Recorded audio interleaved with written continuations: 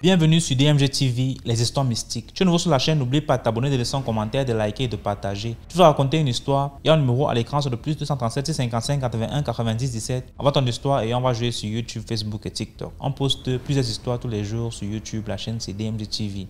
On a aussi une deuxième chaîne YouTube, on poste tous les 14 heures. La chaîne c'est DMG TV, histoire mystique exclusive. On a une chaîne Facebook DMG TV et TikTok DMG TV. D'ailleurs, les directs c'est sur TikTok les mercredis et vendredis à 20h00 heure du Cameroun. Donc je t'invite à t'abonner sur toutes nos plateformes pour ne pas manquer les vidéos qu'on poste avec des histoires mystiques. Voilà, donc on va écouter aujourd'hui des histoires mystiques. S'il vous plaît, laissez un like. Ce qu'on fait c'est pour sensibiliser. Et donc, première histoire.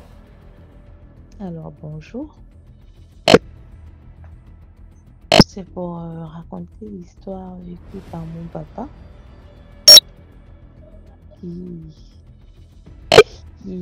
lorsqu'il faisait souvent son clando les soirs, a vécu certaines situations vraiment terribles et traumatisantes, quoi.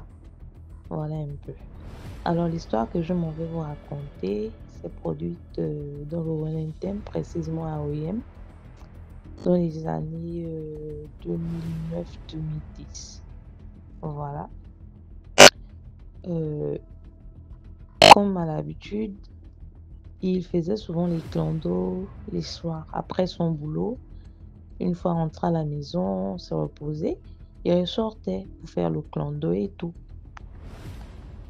Donc, c'est comme ça qu'un jour, il quitte son travail et tout, il rentre à la maison, il prend sa douche, il mange et ensuite il se repose. À quelques minutes après, il dit, bon, moi j'arrive, je vais faire le clando. On dit, ok, il n'y a pas de souci, à tout à l'heure. Et tout, donc il part, il fait son clando et tout, jusqu'à 23 heures comme ça. Il est en train de faire le clando. C'est comme ça qu'une dame l'a arrêté au niveau du carrefour Aquacam. Elle l'a arrêté, taxi 5000 derrière l'hôpital, derrière l'ancien hôpital. Mon père, il dit que 5000 comment? Certes, il est 23 heures, mais c'est pas pour autant vous allez proposer 5000. Après, il dit non, parce que je suis pressée et puis je veux déjà rentrer à la maison. Mon père dit, ok, il n'y a pas de souci, montez. La distance n'était même pas vraiment si grande que ça. En gros, elle pouvait proposer 2000. Hein. Elle a demandé 5000. Mon père a dit, il n'y a pas de problème, montez, madame. Elle est montée et tout. Et en montant, ils ont commencé à discuter et tout et tout. La dame a dit, non, je m'appelle telle, comme ça, je travaille au PMUG et tout. Mon père dit, ok, il n'y a pas de souci, madame. Donc, enchanté, ils ont continué à raconter et tout. Donc, ils roulent, ils arrivent finalement à l'hôpital, à l'ancien hôpital d'OIM. C'est comme ça qu'avant de descendre, la dame lui dit, non, mon frère, excuse-moi, j'ai oublié mon porte-monnaie, mais comme je ne reste pas loin de la route, je vais prendre le porte-monnaie. Mon père dit, ah, madame, il est 23 heures. Ici, là, les voitures ne circulent pas vraiment à cette heure, surtout là où je suis garée. Moi, je veux pas que quelque chose m'arrive ici. Elle dit, non, monsieur, je vais juste là, ma maison n'est pas loin. Elle est juste en bas. Je vais prendre l'argent, je reviens. Elle explique d'abord à mon père comment est-ce que sa maison est. Non, ma maison a été peinte en rose. Au-dessus, même, on a mis ma photo et tout et tout. Donc, c'est que si je ne viens pas vite, vous pouvez descendre et me chercher pour récupérer votre argent. Mon père dit, OK, il n'y a pas de souci, je patiente. Donc, la dame descend et tout. Et puis, mon père est là en train de patienter. Il dit que la dame veut me faire perdre ma soirée comme ça. C'est pas son problème. 5000 à l'heure, l'a fait. Hein? C'est du cadeau, quoi. Il est en train de patienter. La dame ne vient pas. Il dit, comme il avait la torche dans son véhicule, il avait aussi une machette à l'intérieur du véhicule. Il marchait toujours avec son foyer. Donc, c'est comme ça qu'il prend il ferme le véhicule, il récupère sa torche et sa machette. Donc, il marche, il marche, il marche. Quand il éclaire le chemin qu'il a emprunté, qu'elle lui avait indiqué, il se rend compte qu'il y a les tombes autour. Il dit, mais attends, ça c'est quelle histoire? La dame, elle reste où il y a les tombes comme ça. Ils ne peuvent pas trouver une autre ruelle pour accéder à sa maison. C'est seulement là où il y a les tombes. Mon père continue à avancer malgré ça. Il avance, il avance, il avance. Il se rend compte qu'attends, mais il n'y a que des tombes ici. Et genre, quand il lève la torche en face de lui, il aperçoit la fameuse maison de la dame. C'était alors, on appelle ça comment? Une tombe. Genre, ils avaient fait ça en forme de maison. Au-dessus, ils avaient posé sa photo. Et la photo qu'elle avait, qui était posée dessus, était genre l'habit que la dame avait sur elle lorsqu'elle était avec mon père dans le véhicule. Mon père dit non, c'est faux, ce que je vois, c'est faux. Il essuie les yeux, il dit c'est faux, ça c'est faux, c'est faux, je ne crois pas. Donc c'est comme ça. Il dit non. Il part bien devant la tombe, il regarde le nom pour vérifier que c'est le nom que la dame lui a donné. Il regarde, c'est écrit le même nom. Jusqu'à la dame lui avait même donné sa date de naissance et tout et tout. Il regarde, tout ça c'est écrit sur la tombe. Mon père, il est tombé d'abord dans les pommes. Il dit c'est faux. Je n'ai jamais vu ça de ma vie. Ça c'est quelle histoire? Quand il se réveille, il a couru jusqu'à la voiture, prendre la voiture, arriver à la maison. On voit papa rentrer à la maison. Il entre, il court en fait. Il est stressé, que c'est comment? Il part à la douche. Il ouvre le robinet, de l'eau. Il met de l'eau dans le seau. Il m'appelle. Apporte-moi le pot de sel là-bas. Je dis, ah, il veut faire quoi avec le sel la nuit comme ça? Je prends le pot de sel, je vais lui donner. Donc il prend le sel, il verse dans le seau. Il attend que l'eau soit bien salée. Après, il se lave avec. Il s'est lavé, il ne s'est pas essuyé. Genre, il s'est juste vêtu. Il a dormi. Sans nous expliquer d'abord ce qui s'est passé. Le matin à 8 heures, mon père s'est réveillé. Oh, venez, je vais vous expliquer quelque chose. Quelque chose m'arrive. C'est à cause de telle histoire. Donc, il nous a expliqué, il nous a raconté l'histoire, que voici ce que j'ai vécu hier nuit. Et tout. On a dit, ah, ça c'est encore quelle histoire et tout. Il faut prier, ou bien il faut aller voir le pasteur. C'est comme ça que mon père dit non. Là, je suis vraiment stressée. Je dois vraiment savoir si la dame elle est décédée. Si c'est un fantôme que j'ai transporté ou si c'était une hallucination. Mon père, le matin, il est retourné là-bas à la tombe en question. Aller vérifier que ce qu'il avait vu la nuit, ce n'était pas la blague. Donc, il est retourné.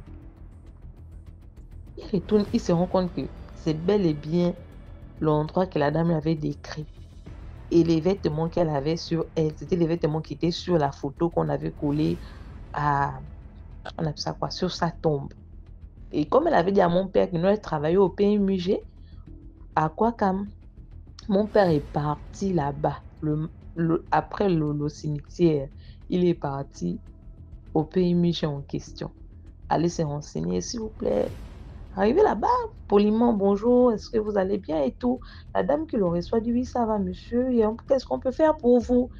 Il demande, ah, est-ce que je peux voir votre collègue tel? Les collègues de la dame en question se regardent. Mais le monsieur, il a quel souci? Non, est-ce que je peux voir madame telle? Elle m'a dit qu'elle travaille ici. Elle m'a dit qu'elle travaille ici, donc je voulais m'entretenir avec elle. Tous ont regardé mon père qui me dit, monsieur, vous savez quel souci et tout, asseyez-vous d'abord, prenez place et tout ça.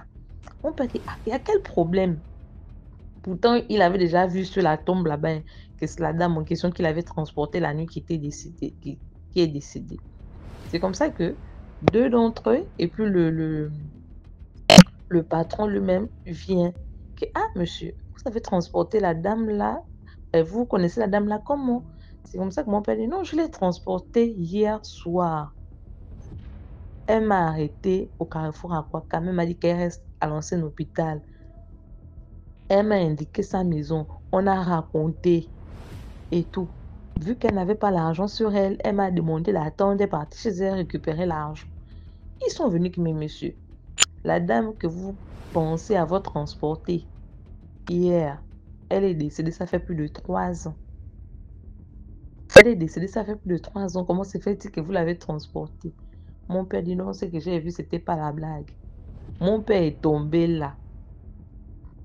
Il est tombé, les gens sont venus. Mais c'est comment, monsieur? Qu'est-ce qui se passe? Il dit non. Donc, c'était le fantôme que j'ai transporté.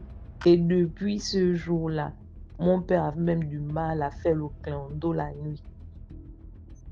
C'est que quand il sortait même de la maison en soirée, il prenait maintenant, on appelle ça comment?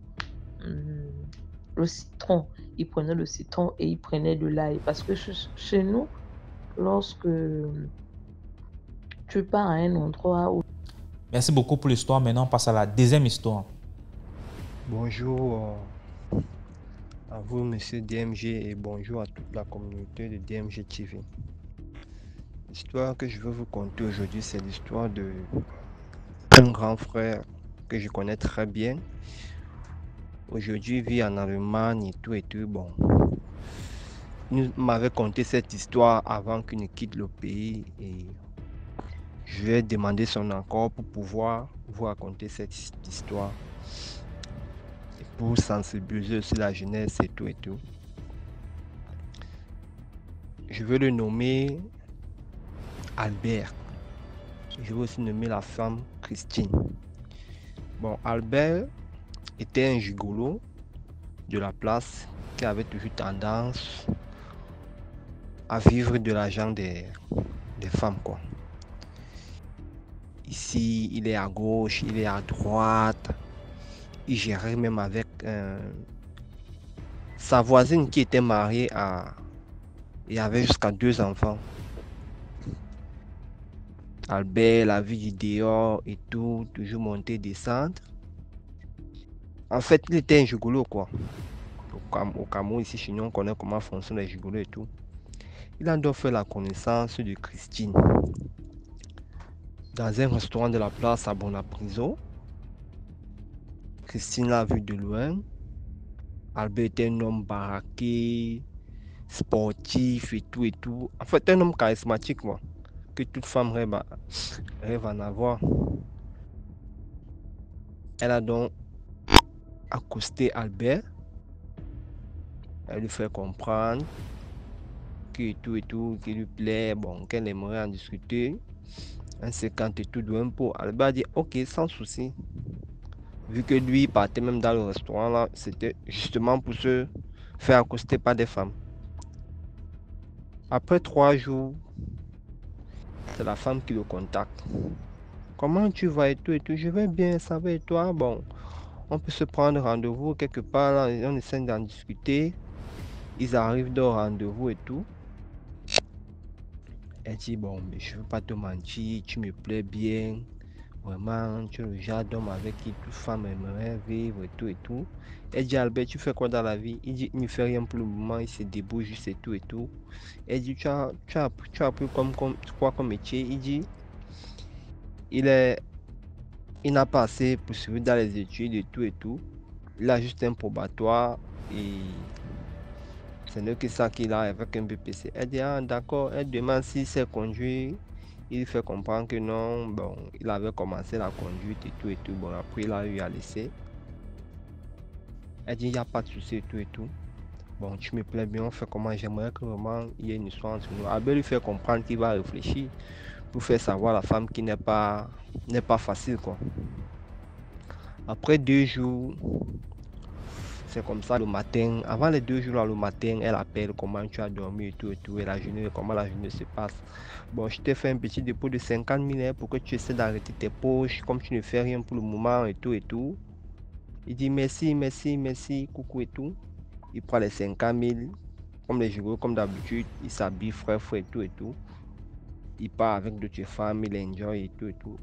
Le deuxième jour, elle appelle dans la soirée. Bonjour, bonsoir Albert, comment tu vas? Et tout, la journée, bon, raconte-moi ta journée, il dit pas grand chose, il dit raconte-moi ta journée. En passant, il n'avait même pas, en fait, il ne savait pas dans quoi la dame faisait, en fait. C'est ce soir-là, donc, il profite de l'occasion, il dit, ah, en passant, vous faites quoi dans la vie? Elle dit, ah bon, elle travaille à une société de la place, et elle n'a pas envie de... Bon, elle n'a pas assez de temps, ça travail, maison, bon, du coup, elle n'a pas de temps pour faire des rencontres et tout et tout. Franchement, elle est heureuse d'avoir fait la rencontre, sa rencontre, et que vraiment, elle espère qu'il est sérieux et tout et tout. Il dit, ah, moi, je suis ravi, j'espère juste que ce que vous dites, c'est la stricte vérité. Bon, Albert, dans sa tête, se disant, il a attrapé un gros poisson et tout et tout. Elle travaille dans une entreprise de la presse, une entreprise de communication. Je ne veux pas mentionner le nom pour ne pas diffamer le nom de la société et tout et tout. Le troisième jour alors, en fait, après la nuit elle a appelé Albert, qu'ils ont eu cette conversation. Le lendemain, ça tombait un samedi. Elle dit à Albert, ben, vraiment, j'aimerais qu'on parte à Kribi et tout, on part profiter de la vie et tout. Albert lui fait comprendre qu'il n'a pas assez et tout, que l'argent elle a eu à l'envoyer là, il n'y en a plus assez. Elle dit non, t'inquiète pas, je vais me charger de tous les frais et tout et tout. Ils sont allés à Kribi. En journée, ils ont passé du bon temps à la plage, manger du poisson. Le soir donc, ils sont allés de noter de la place de Kribi quoi. Le soir, arrivé à l'hôtel, Albert part dans la douche, il se douche. Quand il finit, elle aussi elle part dans la douche. Elle se douche aussi. Bon, ils sont couchés, bavardent et tout, et derrière et tout. Bon, ils ont eu à passer là, ils ont eu à faire l'amour quoi. Après avoir fait l'amour, ils sont endormis. En fait, les deux se sont endormis. Albert ne sait pas si elle est dormie, mais lui, franchement, il s'est profondément endormi. Il s'est réveillé aux environs de 1 heure. Il se réveille aux environs de 1 heure. Il a envie de se mettre à l'aise quoi. Il peut aux toilettes. Il se met à l'aise. Il revient. Il se couche. Il se met le poids encore. Ah, j'ai oublié un truc en fait.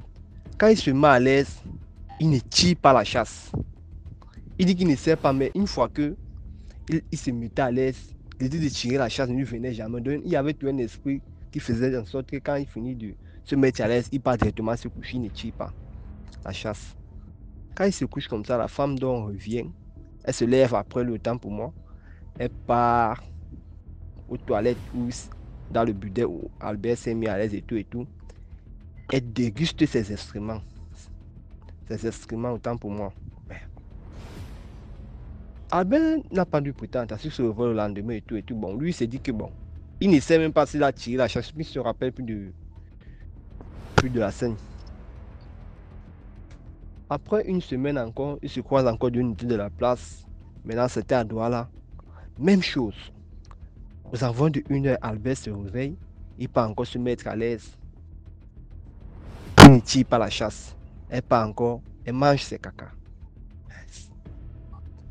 Troisième fois, pareil. Quatrième fois, pareil. Comme Dieu aime ses enfants et tout. Il me au quartier qui dit que ouais mon fils, depuis un certain temps là, tu ne vois pas que tu es bizarre. Il dit que bizarre comment?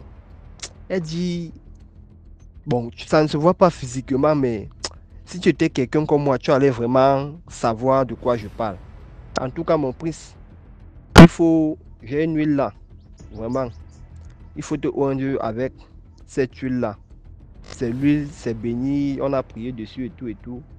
Il dit que ok maman, mais merci. Le 5e jour de rendez-vous avec la femme à l'hôtel, donc, avant de partir, il a eu à se oindre avec cette huile là. Arrivé donc, il s'est toujours mis à l'aise. Nous avons de 1 heure après l'acte quoi. Il s'est toujours mis à l'aise avant de 1 heure, il est parti se coucher. Quand la femme s'est réveillée, comme Dieu n'abandonne pas ses enfants, lui-même, il a senti comment quelqu'un se levait. En fait, il a d'abord patienté que la femme aille aux toilettes et tout et tout. Quand la femme entre aux toilettes, mais c'est que celle-là, elle a duré en fait, parce qu'elle prenait tout son temps. Il dit que mais celle-là fait quoi? Là-bas, moi aussi j'ai encore envie d'aller aux toilettes. Quand lui se lève maintenant, il vient vers les toilettes, il se rend compte que Christine a la tête devant le budet, les mains avec les caca, elle est en train de manger. Il est sorti de là en courant. Il a laissé même ses effets, tout. Il a pris le marathon. La réceptionniste a traversé la réceptionniste. Monsieur, laissez-moi sortir. Il dit que depuis le jour là, des histoires, des gigolos et tout, il a complètement arrêté. C'est-à-dire que non, c'est fini pour lui comme ça. En fait, il s'est repenti, il a changé de vie, quoi. Bon, en fait, c'était juste l'histoire que je voulais vous conter à vous, la communauté de DMG TV, et vraiment pour nous faire comprendre à nous, en fait, que le dehors est vraiment mauvais. C'est pas parce qu'on voit quelqu'un a peut-être un beau boulot, une voiture et tout, elle sent bon, pour elle est bien parfumée, bon. Faut pas trop, en fait, pour dire quoi, faut pas envier quelqu'un. Faut se contenter du peu que Dieu nous donne. C'est un peu l'histoire que je voulais vous conter. Merci et bonne soirée à vous. Merci beaucoup pour l'histoire. Maintenant, on passe à la troisième histoire. Commentez, likez, partagez. Bonsoir DMG. Bonsoir à tous les fidèles auditeurs. Vraiment, je te remercie vraiment beaucoup pour cette initiative que tu as prise vraiment de nous laisser nous exprimer à travers nos histoires vécues, de façon à ce que nous puissions vraiment conscientiser nos plus jeunes. Vraiment, encore un très grand merci. Parce que je suis un très grand fan. Bon, l'histoire que je suis sur le point de raconter, c'est mon histoire personnelle. Cette histoire me concerne véritablement parce que j'en ai plusieurs, mais je préfère d'abord commencer par celle-ci. Cette histoire commence ça débute en fait en 2021 lorsque j'ai arrêté le travail que je faisais. Bon, je vais pas vraiment dire le travail que je faisais parce qu'à partir de ça, beaucoup de personnes peuvent savoir, peuvent en fait remonter jusqu'à moi. Mais lorsque je quitte le travail que je faisais, je décide de me lancer dans l'héliciculture, qui est l'élevage des escargots. Je suis quitté de la ville de Douala où j'étais, je me suis rendu dans un petit village de la place, du côté de Njombe, où j'étais en train de vouloir expérimenter en fait cette nouvelle activité que j'essayais de mettre sur pied. Les choses ne marchaient pas tellement bien parce que j'avais certaines difficultés, mais j'essayais de combler du mieux que je pouvais. Bon, étant donné que j'ai vu que cela ne donnait pas, je me suis dit, bon, je peux au moins aller faire une activité secondaire en attendant de voir si peut-être, bon, ça peut au moins me permettre de gagner un peu de sous et couvrir certaines dépenses. J'ai donc décidé d'aller travailler avec un de mes cousins. Bien que tout le monde disait qu'il travaillait avec le plus grand sorcier du village et tout, j'ai dit non, c'est mon cousin, il peut quand même rien me faire. J'ai décidé donc de travailler avec lui.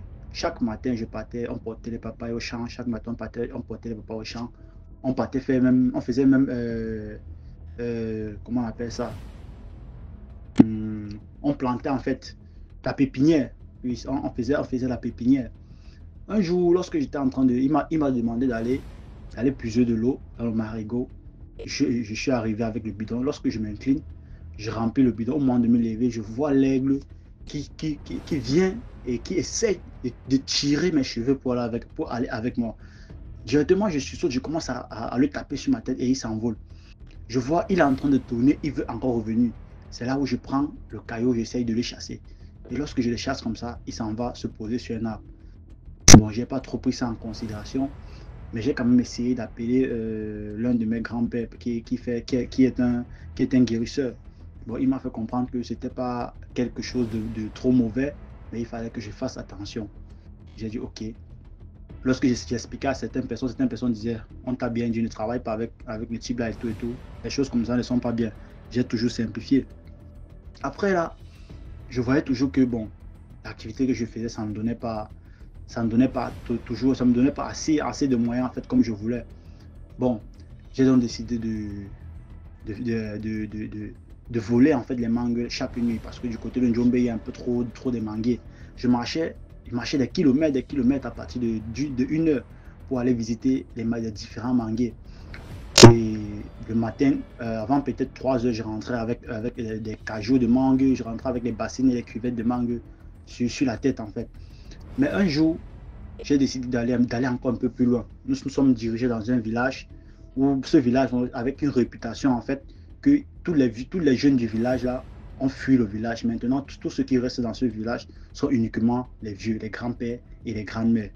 Bon, à ce moment-là, vraiment, nous, on n'avait pas trop la tête à ça. On ne pouvait pas imaginer peut-être que, bon, en montant peut-être chez un arbre ou bien peut-être en entrant dans ce village-là, on devait nous confronter à quelque chose. Bon, on n'avait pas ça en tête. Parce que même derrière les tombeaux, derrière les tombes où il y avait les manguiers, on partait voler les mangues la nuit. Bon, on s'est rendu dans ce village-là cette nuit. Mon petit et moi, en fait, On a commencé à marauder le mangué la nuit, on a maraudé le mangué la nuit parce que vraiment, moi, je m'habillais toujours en collant noir, de façon à ce que s'il y a quelque chose, que je puisse me cacher sur l'arbre. Bon, cette grand-mère est sortie cette nuit-là, mais elle n'a pas pu me voir parce que j'étais collé sur un arbre et vraiment, elle n'a vraiment pas eu le temps de me voir. Bon, par la grâce de Dieu, on a fini cette nuit-là, nous sommes rentrés avec, je crois, c'était 2 cajots. Maintenant, alors, le matin est arrivé, nous sommes allés vendre ces mangues. Parce que lorsque j'ai porté ça sur la tête, il y a un passant qui est passé, il m'a appelé, il me dit, il veut mon cajot de mangue. Bon, j'ai dit, ok, c'est 3000. Il a sorti 3000, il m'a donné sans discuter.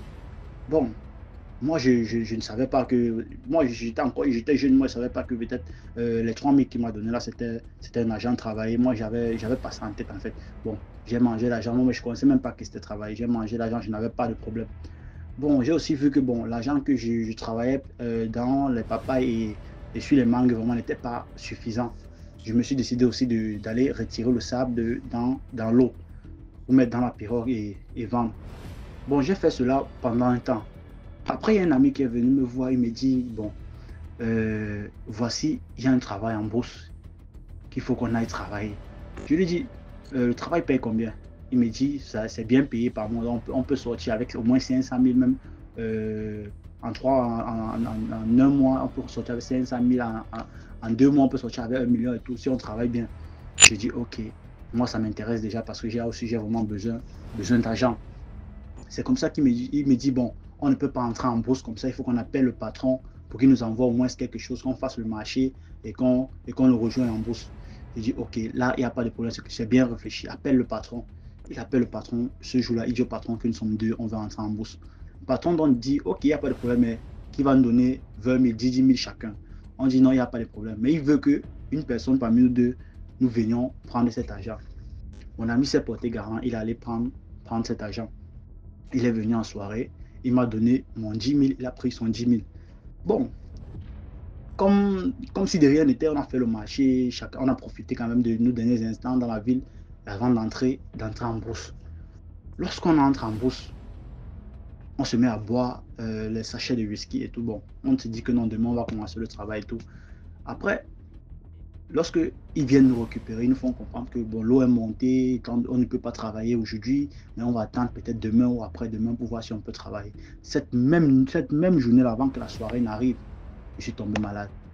Il y a un palu qui m'a pris. Je ne comprenais pas comment il y a un palu qui m'a pris. J'étais vraiment très souffrant. Quand la soirée tombait comme ça, je me sentais vraiment très très mal. J'ai cherché les médicaments, je n'ai pas trouvé. J'ai bu même le peu que j'avais, ça n'allait toujours pas. Le lendemain, j'étais toujours souffrant. Je faisais la maladie comme ça matin et soir. Le 2e jour.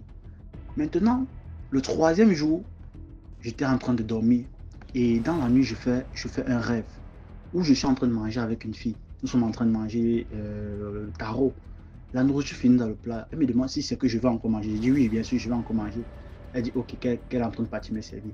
Lorsqu'elle me sert, s'arrête devant la porte, elle me parle un mot en bamileke que je ne comprends pas trop. Je lui demande le mot que tu m'as parlé, c'est en quelle langue? Elle me dit en bamileke. Et ça veut dire quoi? Elle se met à rire, elle me dit que demande à ma mère. Moi aussi, dans le rêve, je demande à sa mère, je dis maman, elle m'a dit ceci, elle m'a dit cela. Cela veut dire quoi? Sa mère se met aussi à rire.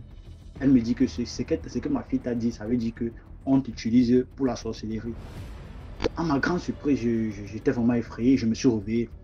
Lorsque je me réveille de mon rêve, j'avais la pêche, j'avais la santé. Donc j'étais très en forme. Je me suis réveillé, commencé à faire les pommes. Je dis non, même si on travaille aujourd'hui, je suis prêt à travailler. Lorsque le jeune homme qui nous a proposé le travail s'est levé aussi le bon matin, il nous a dit, aujourd'hui, on va aller travailler à l'Est. Lorsqu'il a fini ces paroles-là, le palu m'a pris. Le palu a repris et ça a repris avec une force terrible. Ils n'ont pas compris comment j'ai fait, comment ça s'est passé, mais je me suis encore écoulé encore. Où j'ai dit non, je ne peux plus rester ici, il faut que j'aille en ville me soigner. Ils ont appelé une moto, on m'a ramené en ville. Arrivé en ville, on me dit non, la typhoïde est déjà trop élevée et tout, qu'il va falloir qu'on calme et qu'on essaye de voir comment est-ce qu'on peut soigner. Avant qu'on ne me mette supervision, ma grand-tante m'a donné le remède indigène. Lorsque j'ai mis dans ma bouche, j'ai tout rejeté. Et elle a décidé de m'amener à l'hôpital directement. On a stabilisé, mon état de santé allait un peu bien, allait un peu mieux. Et lorsque je suis sorti, le lendemain, Ma maman m'a demandé de retourner sur Douala. Lorsque je retourne sur Douala, moi, comme nos mamans ont souvent l'habitude de faire une couvre avec les remèdes indigènes pour rejeter la transpiration et rejeter la maladie en même temps. Elle m'a couvert, rien n'allait. Elle m'a donné les remèdes, même des Maguida qu'ils vendent souvent en roulant indigène, rien n'allait, j'étais toujours malade. Elle m'a amené même dans un village à Baché pour que les jumeaux me fassent en fait le remède de la typhoïde. Ils ont fait, j'ai bu, rien n'allait toujours. Lorsque je retourne sur Douala avec la maladie, on m'amène chez un docteur. On me met les perfusions, donc directement, on met directement dans ma veine les remèdes du palu. On met directement dans ma veine. Rien ne va toujours. Je suis resté où j'ai fait pratiquement 1 mois de maladie. Et le 2e mois qui commençait, dans ma grande surprise, on m'appelle, on me dit ton cousin, qu'on t'avait dit qu'il travaillait avec un sorcier, et tout, il a accusé d'avoir tué sa soeur. Effrayé et étonné, j'ai commencé à trembler. J'ai dit, ah, peut-être que c'est lui qui est aussi derrière ma maladie. On ne sait jamais, il faut que j'aille vérifier. Parce que quand j'étais à l'hôpital, j'ai demandé qu'il m'envoie mes 10 000 pour que je paye mes médicaments. Il m'a carrément refusé. J'ai dit, ah, il faut que j'aille un peu vérifier. Lorsque je me suis rendu chez une voyante, en fait, que j'avais l'habitude de fréquenter, j'explique le problème à la voyante. La voyante me dit, non, il n'a rien à y voir avec ma maladie. Mais l'origine de ma maladie vient de deux mauvais agents que j'ai eu à prendre. 3 000 et 10 000 francs. Je réfléchis. Je me rappelle de 10 000, mais je ne me rappelais pas de 3 000. C'est après un instant que je rentre encore dans ma mémoire et je vois les 3 000 que le papa m'avait donné pour le cajot de mangue, en fait, que j'avais volé cette nuit-là. Mais elle me dit par la suite que ces 3 000 ne sont même pas le problème parce que celui-là ne peut rien te faire. Mais il essaye. Le véritable problème maintenant, ce sont les 10 000 que tu as reçus. Les 10 000 que tu as reçus là, lui, il te tient même déjà. Il t'a déjà attaché comme une chèvre. Parce que dans son lieu secret là, tu es même déjà en chèvre. Donc il t'a déjà attaché. Maintenant, il attend seulement le jour en fait où il doit t'égorger et verser ton sang. Dans la panique, je me mets à demander qu'est-ce qu'il y a lieu de faire. Elle me dit qu'il faut 150 000 francs avec une chèvre pour me soigner. Je dis, maman, c'est trop. Elle me dit que non, c'est pas trop. Peu importe où tu vas partir n'importe où. Si c'est que tu pars, là où tu pars, on te dit qu'on peut te soigner à moins 25 de l'argent que je viens de te dire. Tu viens, moi, je te soigne gratuitement. Je dis, ok, maman, j'ai compris. Lorsque je vais sortir, elle m'appelle. Elle me dit que il te restait 25 jours à vivre. Maintenant qu'ils savent en fait que tu es venu chez moi, ils vont réduire. Donc il te reste 18 jours à vivre. Avec toute la crainte là, vraiment, je ne savais vraiment pas quoi faire. C'est là où je dis, hé, Seigneur, donc c'est comme ça, donc je vais mourir, donc je vais laisser ce monde, donc je vais partir. Il y avait tellement de questions en tête. C'est où je dis, ah, maintenant il faut que je me rende en fait, autant pour moi, à la cité des palmiers. Parce qu'il y avait une église là-bas, du côté du Malibu. Je dis non, quand je vais arriver, directement je vais entrer dans l'église et je vais me mettre à genoux, je vais voir le pasteur, je vais l'expliquer et il peut faire quelque chose pour moi. C'est comme ça que je me rends au Malibu, à côté de l'église, j'arrive, je vois que l'église est fermée. Directement, je me coule, je mets les genoux au sol, je mets les mains sur la tête. Je dis donc, c'est comme ça que ma part va s'arrêter. C'est où je monte avec le désespoir, voir mon grand frère en fait. Je commence à expliquer la situation à sa femme et sa femme était avec sa copine. Tout d'un coup, ils se mettent à rire. Bon, ils ont trouvé mon histoire un peu trop drôle et trop beau pour être vrai. Trop effrayant en fait pour être vrai. Ils ont commencé à me dire non, ça ne peut pas être possible. J'ai dit non, si c'est que vous avez un marabout, appelez le marabout, il va vous dire. Ils ont appelé un marabout en Mandjo. Ils ont donné mon nom au marabout. Le marabout a pris pratiquement 5 minutes avant de répondre. C'est après qu'ils essaient d'appeler le marabout pour demander, mais c'est comment je suis, tu ne vois rien. Le marabout dit non. L'enfant que vous voyez là devant vous est un cadavre ambulant. Et pour le soigner, il faut 150 000 avec une chèvre. Exactement ce que la femme a dit. Elles ont dit ok. Elles ont appelé encore une autre femme voyante du côté du gazon en allant vers le marché central là. Elle a dit exactement la même chose. 150 000 avec une chèvre. Ils ont commencé à pleurer avec moi. J'ai dit non. Vous pleurez pourquoi? Ça me concerne moi seul. Donc je vais assumer. C'est comme ça que je rentre dans le désespoir. J'informe à ma maman qui se met aussi à pleurer avec moi et tout et tout. Il y a ma tante qui vient, je l'informe, elle se met aussi à pleurer avec moi. Après, elle me dit non, je ne peux pas t'accepter que toi, mon fils, tu meurs. Allons à l'église. Je me rends à l'église où ils m'ont demandé de donner ma vie en Jésus-Christ. Chose que j'ai faite. On a prié cette nuit, on a prié cette nuit. Et le lendemain, ils m'ont demandé de revenir pour suivre le programme de l'église et de jeûne. J'ai dit ok. C'est quand je rentre, je dors. Le lendemain, je reviens à l'église à 9 h. À l'église maintenant, ils m'ont donné un livre du pasteur Chris Oyankilomi. Je me suis mis à lire, Après, je suis resté, j'ai dit, mais depuis, ça fait déjà 4 heures de temps, je suis la personne me reçoit, on me parle de rien et tout. Après, le pasteur principal vient, il m'appelle dans son bureau, je l'explique, il me demande d'aller encore m'asseoir.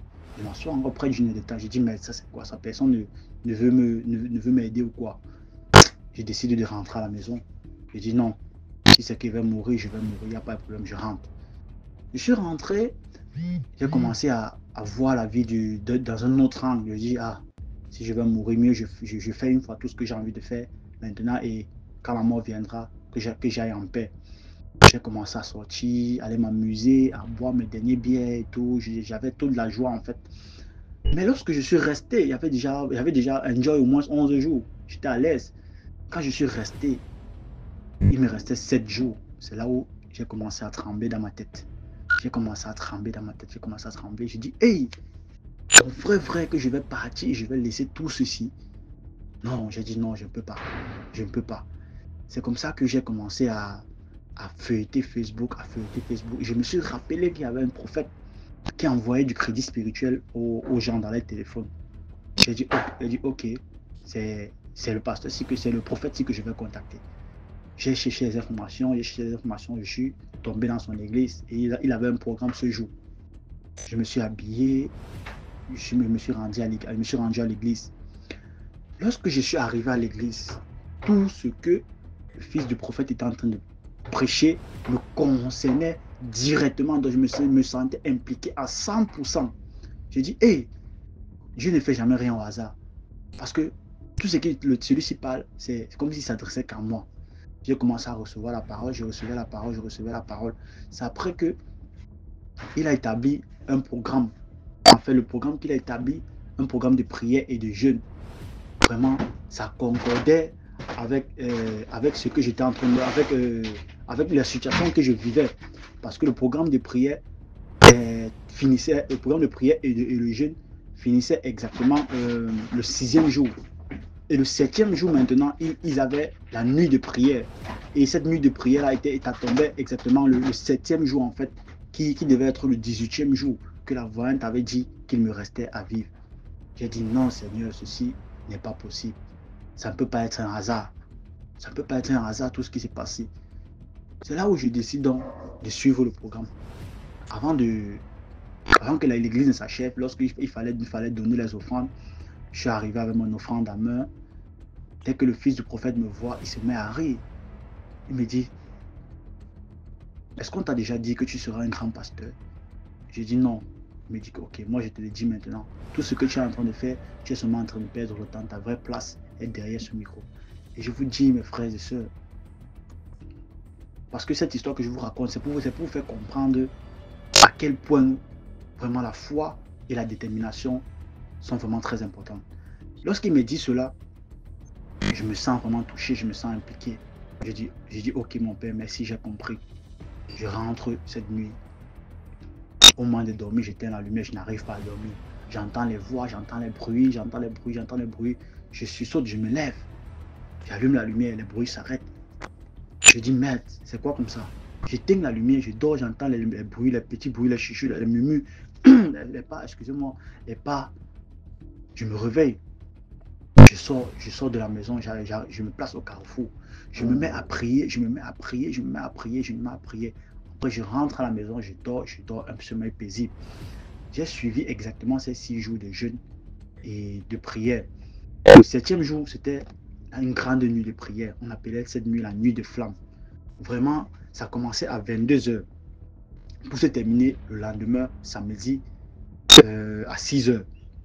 Je suis venu à l'église à 16 h. À 16 h, j'ai commencé à prier, j'ai commencé à danser, j'ai commencé à adorer Dieu, j'ai commencé à adorer l'Éternel. Tout ça pourquoi? Parce que je ne voulais pas mourir, je voulais que Dieu me sauve, je voulais que le Seigneur Jésus fasse un miracle dans ma vie ce jour-là, Avec toute la force que j'avais, j'ai dansé, avec toute la force que j'avais, j'ai prié comme jamais je n'avais eu à prier auparavant.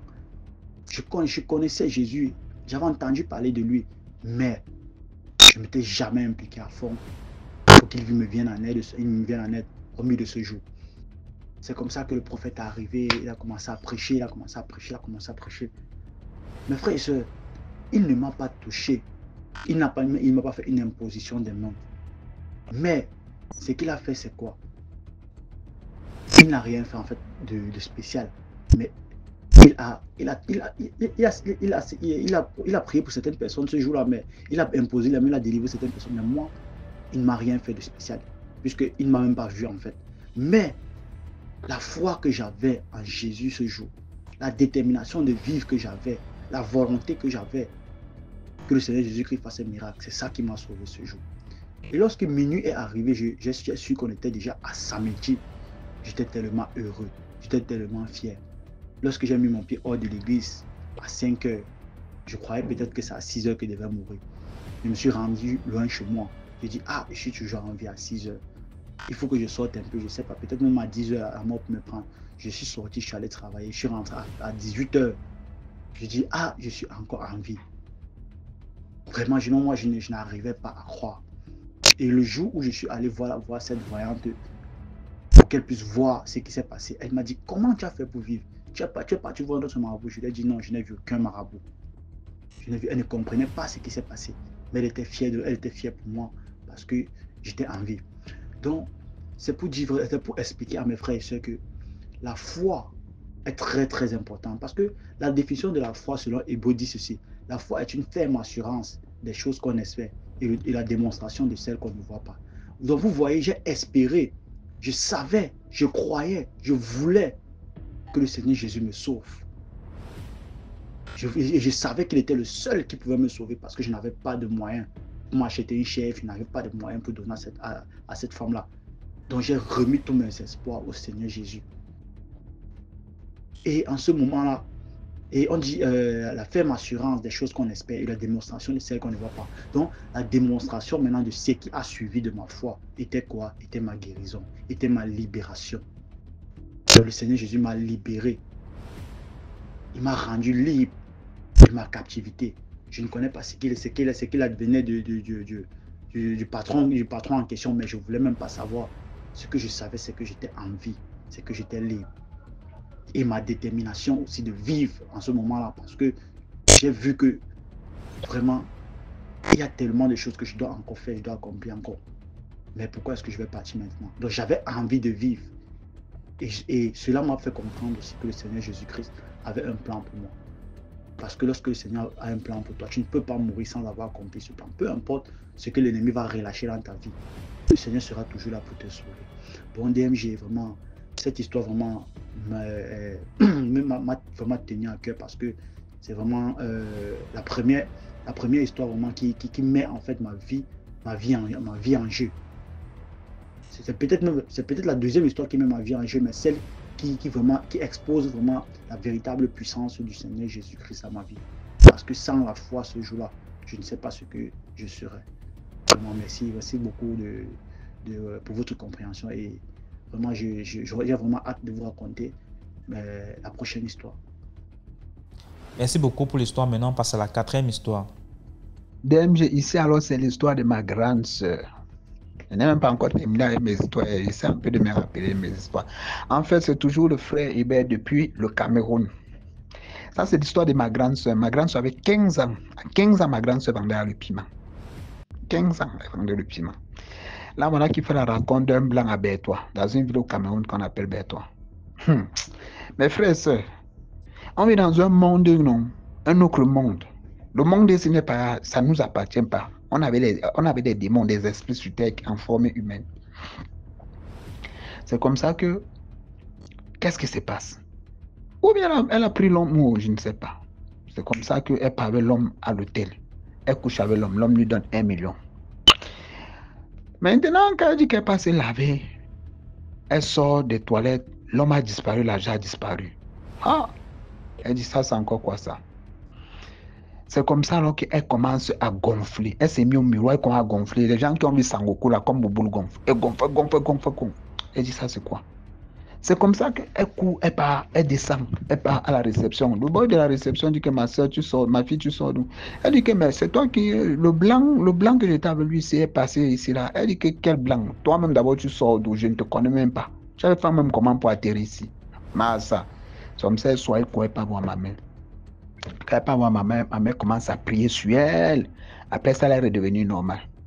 Je vais vous dire quelque chose. Vous filles et garçons là, moi, je me suis masturbé pendant 20 ans. J'étais un grand masturbateur. J'ai bu, j'ai fumé, j'ai sodomisé les femmes, j'ai couché avec les prostituées. J'ai mené une mauvaise vie. Mais je vous assure, je vais vous dire quelque chose que nous, les humains, on vit des vies qui ne sont pas notre vie. Oui. Tu peux vivre ta vie qui n'est pas ta vie. Lorsqu'on vole ton étoile, est-ce que vous savez qu'on change de destinée? Quelqu'un peut prendre sa destinée de souffrance, de war, de bizarre, de malédiction, de généalogie. Il vient changer sa vie, il prend ta vie, il commence à rouler dans les grosses voitures, sa vie est belle, tout, mais toi, ta vie est misérable. Tu te retrouves en train de faire des choses, tout est bloqué dans ta vie. Oui. Oui. Comme vous les hommes là, vous passez le temps à mettre vos sexes partout. Il y a des filles ici dehors qui ne sont pas humaines. Hein. Elles ne sont pas humaines. Elles sont là en mission. Il y a d'autres même qui sont humaines, mais elles ont fait le pacte avec le diable. Qu'on les donne la mission comme ça là pour venir pourrir la vie des gens sur terre. Mes frères, c'est moi ma vie, non. Ça, c'est m'a été la merde totale. Je suis même un rescapé, comme je suis là. Et voilà pourquoi je peux faire exalter la jeunesse, je peux faire exalter les gens. Vous suivez un peu. Donc, il faut faire très attention, je vous assure. Les histoires que oh, la fille est belle, oh, la fille est ceci. Vous pensez que le diable peut venir avec son vrai visage pour venir t'attaquer? C'est un ange de lumière. Il va prendre un visage qui brille pour venir t'amener à l'enfer dans les trucs des morts. Et je vous assure quelque chose. Comment dire, les morts ne sont pas morts? Les morts ne sont pas morts. C'est le corps qui meurt, l'âme reste éternelle. Lorsque tu meurs là, ton âme est là en train de sillonner partout, bien les esprits là ne sont pas encore venus te chercher. Comme vous voyez seulement, vous partez au snack, vous voyez telle belle fille, vous partez dormir avec elle. C'est la mort que vous cherchez. Bon, bref, j'étais juste en train de vous exhorter pour vous dire qu'il faut faire très attention, il faut prendre votre vie au sérieux. Si toi, tu as une vie de blocage, tout ce que tu fais ne donne pas, tu as des problèmes, tu n'arrives pas à avoir une relation stable, sache qu'on a volé ton étoile, on a changé ta destinée. Tu es en train de vivre la vie d'une autre personne. C'est même pas que ce sont les sorciers qui te bloquent, non. Le sorcier ne peut pas bloquer tout dans ta vie. Le sorcier peut bloquer tes finances, mais le sorcier ne peut pas bloquer tes finances, en même temps le mariage, en même temps tu n'arrives pas à coucher. Donc, que tout dans ta vie, c'est la merde. Non. Ça veut dire que ton étoile a été volé. Tu es en train de vivre la vie d'une autre personne. Et maintenant, on va venir te proposer, comme nous les humains, on n'aime pas la patience là. Non, je connais tel marabout. Le marabout, pas même te fini une fois. Le marabout, je vous assure, tous les marabouts servent le diable. Je dis tous les marabouts sur cette terre servent le diable. Mais c'est simple. Est-ce que la lumière marche avec les ténèbres? Un marabout, c'est Dieu. On m'a dit que non, c'est Dieu qui a donné les dons. C'est Dieu qui a donné les dons. Voilà pourquoi il est là. Je vous assure, le diable ne fait rien de bon. Dieu peut donner les dons à un humain. Maintenant, le diable vient séduire l'humain là pour détourner la destinée de l'humain. Pourtant, Dieu devait utiliser les dons qu'il a donnés à l'humain pour faire des bonnes choses en le servant. Maintenant, le diable vient détourner l'humain là commence à le servir. Vous comprenez un peu? Dieu peut te donner le don de guérison, Dieu peut te donner le don de voyage. Maintenant, le diable vient utiliser tes dons là pour que tu le serves. À travers toi, il détourne les humains. Oui, c'est comme ça que le diable fonctionne. Même toi, même quand on t'a donné les dons là, tu ne sais même pas que tu es manipulé par le diable. Donc, quand vous avez des problèmes, moi, je vous envoie dans aucune religion. Je ne suis pas là à dire qu'aller dans l'église et non. Allez dans votre chambre, criez à Jésus-Christ. Criez à Jésus que je vous assure, Dieu est omnipotent, omniprésent, il est partout en même temps. Quand tu es en train de crier, il écoute. Lis la Bible, si tu n'arrives pas à comprendre, crie à Dieu, Seigneur, fais-moi écouter. Le Seigneur va t'orienter vers une religion qui le sait en esprit, en vérité, et c'est là-bas où tu vas le connaître. Donc c'est un peu ça. Que Dieu vous bénisse. Le frère Hébert depuis le Cameroun. Ciao. Merci beaucoup pour l'histoire. Maintenant, on passe à la 5e histoire. Likez, s'il vous plaît. Salut DMG, c'est Sagesse de Paul, le guerrier de Dieu. Et tiens à vous raconter l'histoire que j'ai intitulée Mystérieuse retrouvailles et disparition. Cette histoire se déroule dans certaines villes de la région du Sud Cameroun. Cette histoire est identique à celle dont j'ai raconté dernièrement sur les retrouvailles mystérieuses également. C'est l'histoire d'un couple qui s'est également formé et qui se promettait même déjà le mariage. Une fois après l'obtention de leur diplôme, l'homme a décidé d'aller chercher du travail dans une ville voisine où il vivait avec sa dulcinée. C'est là où il s'est donc rendu là-bas et il a eu du travail, notamment dans le domaine de l'agriculture. C'est passé des années et vous savez toujours, ce sont des histoires de l'époque où il n'y avait pas le téléphone. Ils sont passés dans des années, comme je disais tantôt, et de là, il a eu des responsabilités qui ont poussé en sorte qu'on l'affecte encore dans une autre ville, mais de la même région toujours.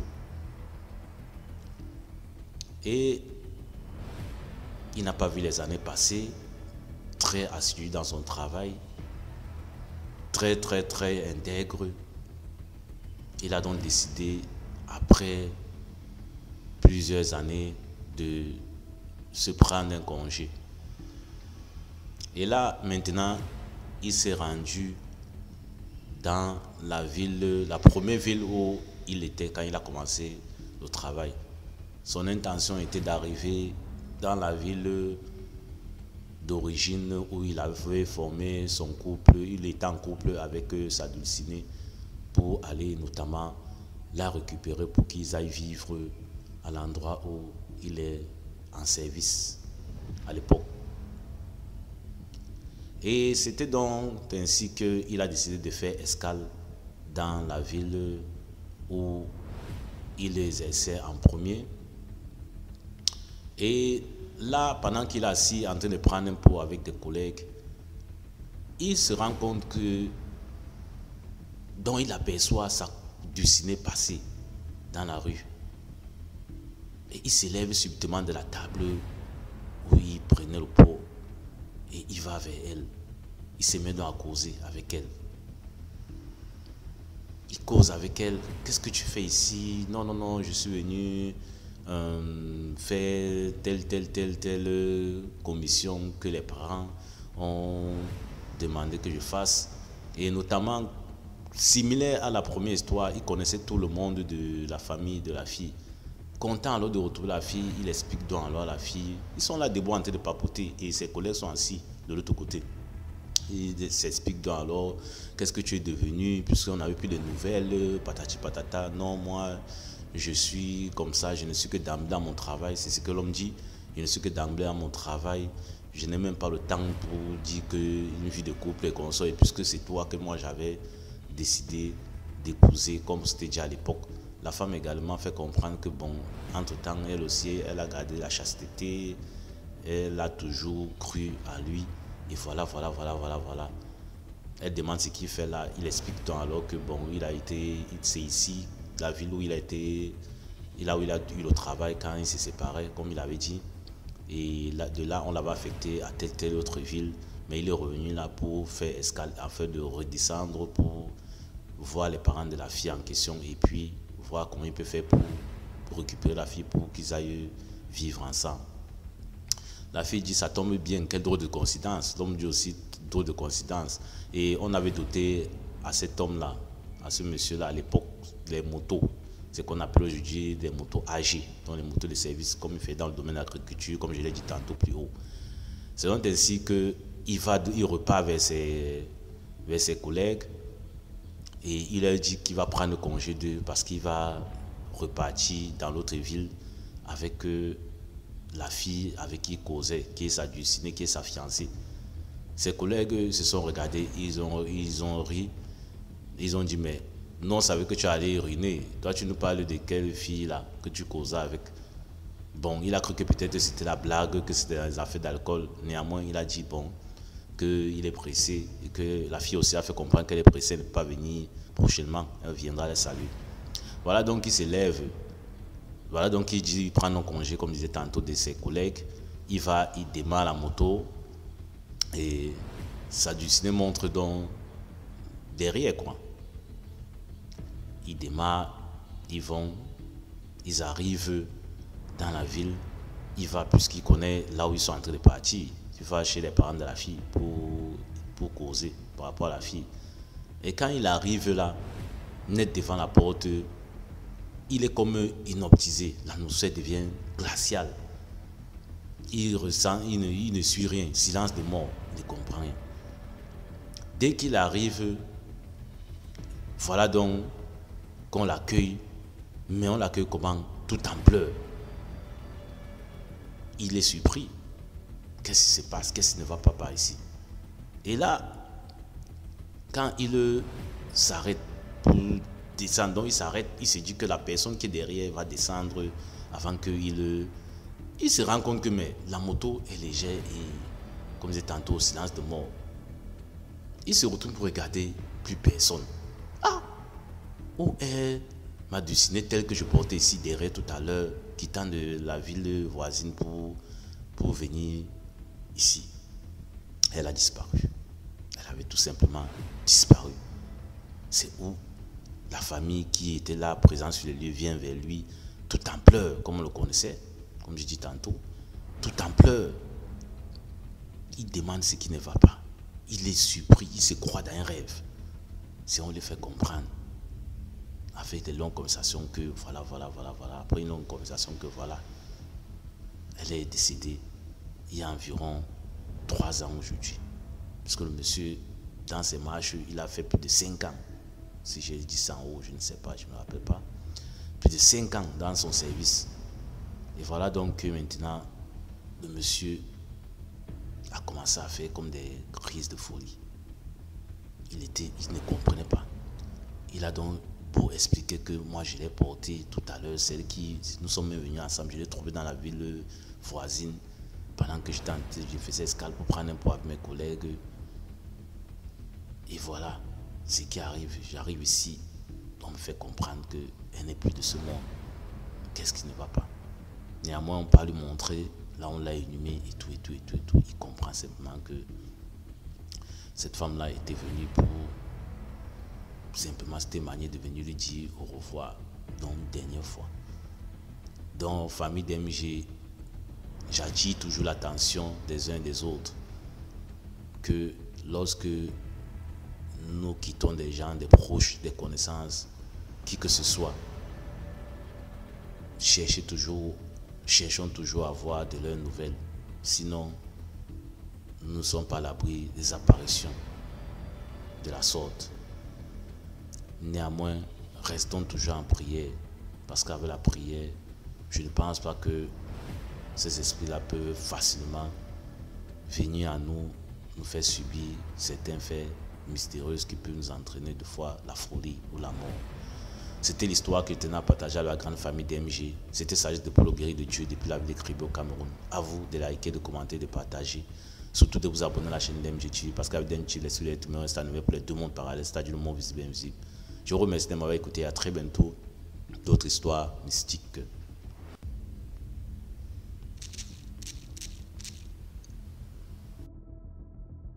Merci beaucoup pour l'histoire. Maintenant, on passe à la 6e histoire. Bonjour DMG TV, bonjour à toute la communauté, bonjour à tous les intervenants, à tous les participants, à tous ceux qui viennent raconter leur histoire ici sur DMG TV afin de maintenir notre esprit toujours éveillé. Merci pour vos différents partages et expériences que vous venez partager ici. Vraiment que Dieu vous bénisse. N'oubliez pas de liker, commenter et de partager surtout la chaîne afin que d'autres personnes puissent intégrer cette communauté. D'accord? ici l'observateur silencieux béninois, mais résident à Abidjan. DMG TV, je viens ce soir, cet après-midi, pour vous raconter une histoire qui s'est passée au Bénin, quand j'étais au Bénin, dans la ville d'Abomey. C'est une histoire qui m'a été contée par ma mère. Voilà. Ceux qui ne connaissent pas Abomey, Abomey, c'est une ville historique du Bénin. C'est la ville, c'était un village, c'était un royaume du roi Béhanzin. Je ne sais pas si beaucoup de gens doivent connaître le roi Béhanzin ici, parce qu'il a porté une résistance farouche face aux colons.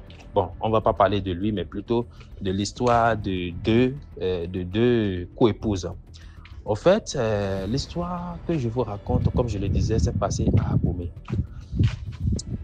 Il y avait un monsieur qui avait deux femmes qui étaient des coépouses, bien évidemment. Et il y a une qui n'arrivait pas à faire d'enfant. C'est la seconde qui n'arrivait pas à faire d'enfant. Alors que la première, elle a fait d'enfants. Vous voyez un peu. Donc, elle a fait 3 ou 4 enfants. Et parmi les enfants, il n'y avait que des filles. Il n'y avait que des filles. Vous voyez, il n'y avait que des filles dans les enfants. Et le monsieur, en tant que truc là, cherchait un garçon parmi ses enfants. Donc, il s'est fait qu'un jour, le monsieur, sa première femme qui a d'enfants là, elle est gravement tombée malade. Et les gens sont venus, plusieurs guérisseurs sont venus de gauche à droite, mais n'ont pas pu trouver une solution au mal dont elle souffrait. Donc, c'est ainsi que la seconde femme est allée faire appel à son oncle qui est dans un autre village, un oncle éloigné qui est dans un autre village, toujours dans le royaume d'Abomey. Et cet oncle est venu et cet oncle lui a dit, mais ce dont tu souffres est un mal qui t'a été lancé de ta famille maternelle. Et ce mal est censé pour finir avec toi dans les jours prochains. Mais moi, je peux te guérir. Et si je vais te guérir, il faudra que tu puisses me remercier autrement. Je ne veux pas d'argent, je ne veux pas de bétail, je ne veux pas de vivres. Parce que vous savez, les parents, c'était des bétails, les vivres qui servaient de monnaie d'échange, de trucs là. Comme aujourd'hui, on a de l'argent. Avant, c'était des trucs là qui servaient, c'était les vivres de champ et tout qui permettaient de faire des échanges. Donc, le monsieur a dit, moi, mais en retour, tu vas nous donner un enfant. Adam a dit, mais je vais vous donner un enfant comment? Il dit, non, ce n'est rien de grave. Parlons d'abord de ton traitement. Le monsieur a fait le traitement et tout. On a d'abord bloqué, on a d'abord paralysé ce qui avait causé sa maladie. Et puis maintenant, ils ont donné des posologies, des trucs là-dessus, jusqu'à ce qu'elle ne se rétablisse complètement. Son mari étant content et tout, il a dit, bon, maintenant, la condition, c'est quoi? Il dit, voilà, ma petite fille est ici, ma fille est ici, ma nièce elle est ici, elle n'a pas d'enfant. Alors que toi, tu es déjà parti jusqu'à faire 4 enfants. Ce que nous allons faire maintenant, c'est que nous allons mystiquement transférer ton fœtus, je pense que c'est le fœtus qui garde l'enfant, hein, ton fœtus dans le ventre de ma petite fille pour qu'elle-même elle puisse au moins concevoir un enfant. Et la dame a dit, tu es l'oncle de ma coépouse et tu m'as sauvé. Donc, si ce n'est que ça, pour juste agrandir encore notre famille, il n'y a pas de problème, d'accord? Je suis partant. Donc, c'est là, ils ont fait l'échange de façon mystique, effectivement. Et l'autre dame, elle est tombée enceinte. Et quand elle est tombée enceinte, elle a accouché de ce que voulait le monsieur, d'un garçon. Donc, elle a accouché d'un garçon. Et Je souligne que la dame, la première dame, elle vendait des trucs là, comment on appelle, elle vendait de la cassa. Je ne sais pas comment ça s'appelle dans d'autres pays. La cassa ici, c'est une pâte blanche qu'on obtient suite à la fermentation du maïs et ça produit de l'amidon. Et c'est cet amidon qui est préparé et puis ça, on vend ça dans tous les coins de rue en truc là. Il y en a pour 25 francs, 50 francs, 100 francs. Tu peux même trouver à 200 francs dans des marquis et autres. Sinon, c'est 25 francs, 50 francs, très souvent. Voilà. Donc, la dame, elle vend de la cassa. Et un jour, en voulant renverser de la cassa, il s'est fait que la cassa, là, s'est renversée sur sa cuisse gauche. Sur sa cuisse gauche. Et ça a fait, vous-même, vous imaginez un peu quand quelqu'un a, comment on appelle, se fait brûler. Il y a souvent une cicatrice qui reste là après même la totale disparition de la plaie. Voilà, donc cette cicatrice est là. Et figurez-vous que l'enfant qui est né, c'est ça, c'est là où moi j'ai regardé le truc, j'ai dit mais que les Blancs sont forts. Quand on parle de génétique, c'est quelque chose de très fort. L'enfant est né, malgré que ça soit dans le ventre d'une autre, puisque le transfert de fœtus a été fait de façon truc là. L'enfant est né et déjà même étant bébé, l'enfant est né avec la même cicatrice, au même pied, à la même partie que l'autre dame. Je ne sais pas si vous comprenez. Et la dame et l'enfant est resté avec l'autre, grandissait et tout et tout. Et vous savez, l'enfant ne restait pas avec celle qu'il a gardée dans son sein. Celle qui l'a gardée, elle ne restait jamais avec elle. Elle allait toujours rester avec, c'est-à-dire l'autre dame qui a donné son fœtus. C'est-à-dire, elle allait toujours rester chez l'autre dame et puis c'est tout comme si c'est l'autre dame qui l'a même accouché. Et c'est un monsieur qui a déjà grandi aujourd'hui et tout, et puis il est même devenu vieux père. Donc, c'est un jour, on était allé chez eux, et puis ma vieille me contait l'histoire de la cicatrice qu'il y a au niveau de son genou. Donc, c'était juste pour vous partager cette merveilleuse histoire. Merci à toutes et à tous. Merci de m'avoir écouté. N'oubliez pas de commenter, de liker, de partager. C'était l'Observateur silencieux depuis la ville d'Abidjan, Koumassi. Ciao, ciao. Voilà, c'est tout pour aujourd'hui. J'espère que vous avez aimé la vidéo d'aujourd'hui. Commentez, likez, partagez. Si Tom Chenezou a raconté, envoie ton histoire numéro à l'écran. On se prend demain pour une autre vidéo. Ciao.